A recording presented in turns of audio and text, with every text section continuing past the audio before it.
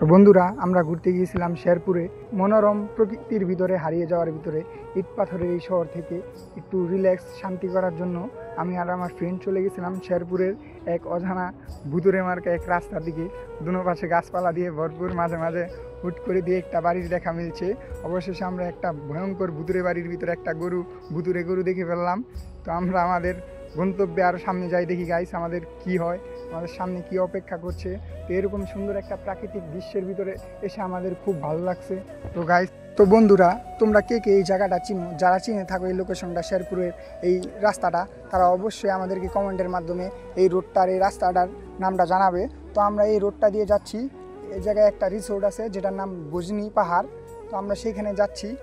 বন্ধুরা, ঢাকা শহর থেকে এই শেরপুর আসার একটি কারণ হচ্ছে ঢাকা শহরের জ্যামজট, হরেনের বিরক্তিকর আওয়াজ, এমনকি বায়ুর সাথে দূষিত ধুলাবালির থেকে একটু শান্তিতে ঠিক মনোরম ভেসে এসে পাখির কিচিরমিচির ডাক শুনে আমাদের দিনটা খুব ভালো করার জন্য আমরা এসেছি শেরপুরের অজানা একটি জায়গায়। তো আমরা দেখি সামনে আমাদের রিসোর্টটি অপেক্ষা করছে।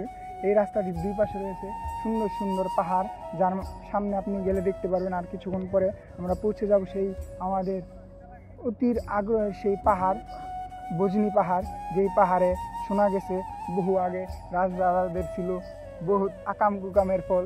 সেই জন্য সেই জায়গায় এখনও ঘুরে ফেরে জিন, প্রেতাত্মা, এমনকি নানা ধরনের জিনিস। তো আমরা সেই জিনিসগুলো অভিজ্ঞতা নিতে এবং আপনাদেরকে অভিজ্ঞতা দিতে আমরা যাচ্ছি। সাথে থাকুন অবশ্যই।